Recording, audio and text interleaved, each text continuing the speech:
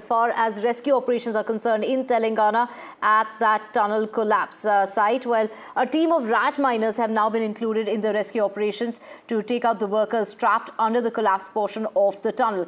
Notably, they are the same rat miners who were deployed in the rescue operations at the Silkyara tunnel collapse in Uttarakhand almost 2 years ago. Now, Telangana Minister Krishna Rao has gone on to say that the chances of survival of the 8 people are very remote, though every effort is being made to reach them. Water and debris is posing to be quite a challenge as far as rescuers are concerned. It's a joint effort, including the NDRF, the SDRF, the Army, as well as divers of the Navy have also been deployed in rescue operations. Do remember, there are 2 engineers, 2 technical staff members and 4 labourers. In all, 8 people that continue to remain stuck inside that collapse that took place on a Saturday morning. मेरा नाम है दौदीप, मैं LND से हूँ। Actually ये क्या है, endoscopic camera है। वो एंडोस्कोपिक कैमरा कैसे काम करता है, वो कैमरा अंदर लगा हुआ है और मॉनिटर से हम लोग डिस्प्ले कर सकते हैं, ठीक है, सबको दिखा सकता है वो कैमरा कैसे काम कर रहा है। वो हम लोगों को कोई मीडियम के अंदर से पुश करना पड़ता है और अंदर क्या चल रहा है, ठीक है, उसका पूरा ट्रैक हम लोग कर सकता है ये कैमरा से, लाइव से ट्रैक करते हैं। हाँ, इससे पहले ऐसे हाँ, हम लोग उत्तराखंड रेस्क्यू ऑपरेशन में ऑलरेडी करके आया है, ठीक है, तो इसलिए हमको बुलाया गया इधर। इसका सिचुएशन क्या है हम लोग पता नहीं है अभी, आगे क्या होगा, लेकिन जाके देखते हैं, ठीक है, क्या होता है।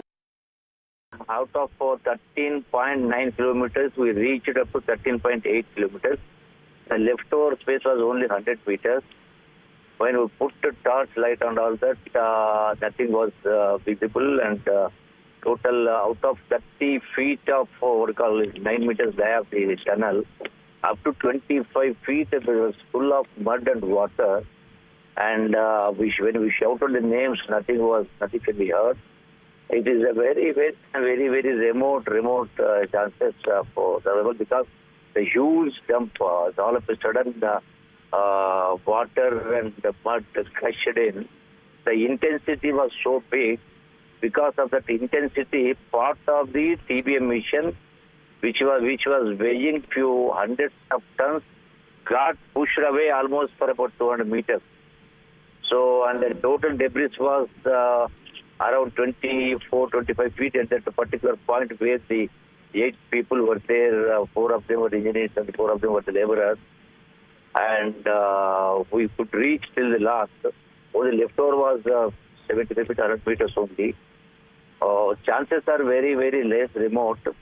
But still, the efforts are there, and simultaneously now we started because no machine can go inside, no excavator can go inside the bigger things like procleans or the GPs. See, the national disaster management teams are there from the organization side, and also from the Singareni Colliery people, even the defense people, and the Navy people also came there. So ultimately, now the only chance is we have to take out the total debris.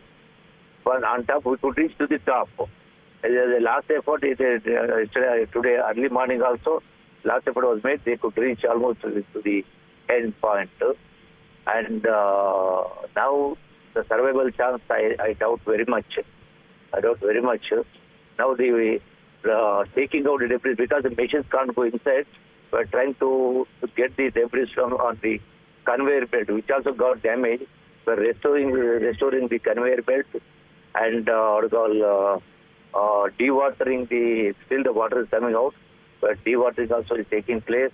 So we're putting all multi-level operations, different types, to take out the total debris, to clean out everything.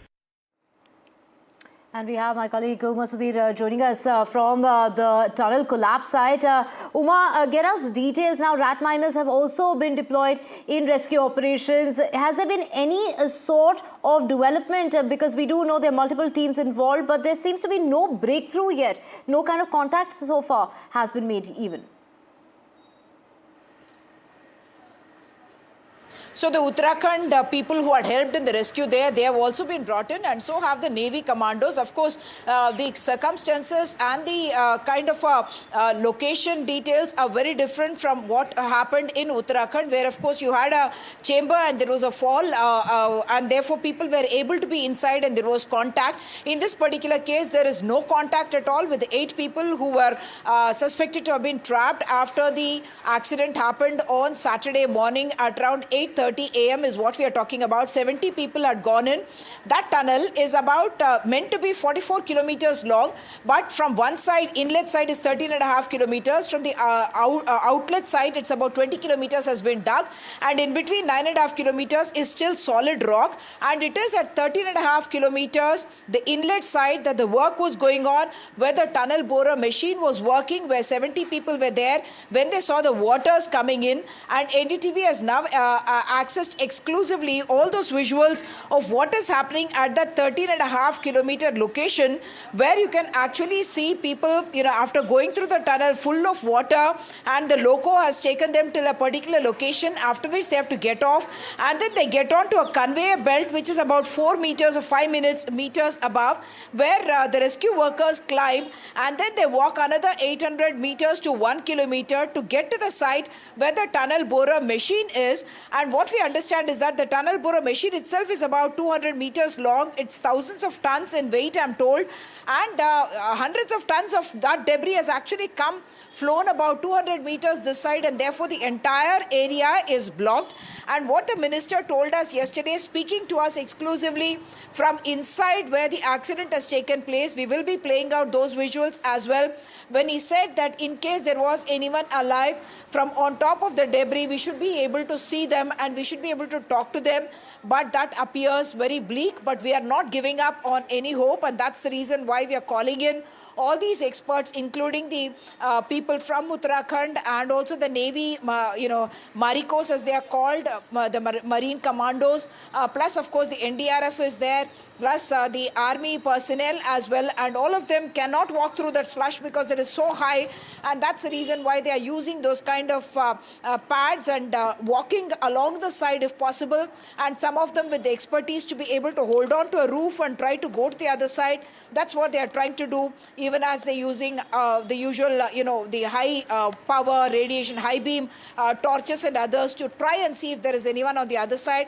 They have been calling out, hoping against hope that there would get some noise back to say that there is some sign of life on the other side, but so far there has been no luck. So all efforts on, even now the rescue operation is on to try and see if they can go in, and those people that you spoke about from Uttarakhand, they will also try to go through that very, very narrow space to get to the other side to see if there is any possibility of being able to save those 8 lives. What I understand is that at least some of the families of these 8 people have come in from Jammu Kashmir and from Jharkhand as well, and they have been located in the town itself, not really being taken to the site because it can be very, very traumatic for them, seeing the circumstances in which the rescue teams are working. Huge numbers of rescue personnel, of course, on the job. But those exclusive pictures that you're seeing on NDTV is from the very place where, in fact, initially it started as a seepage, something that is being described as a natural phenomena and not something that happened because of any kind of a crack in the material. They're saying it's because of the natural fault lines in the earth and because of certain geological movements that the water seepage started. And though it was initially so slow speed seepage that started, in the 20 minutes that these workers were still there, the water height started rising and a lot of mud started coming in, and that's when they in fact rushed back in the loco, which brought back almost about 55 of them first and a few others a little later, but 8 of them were found missing when they came out.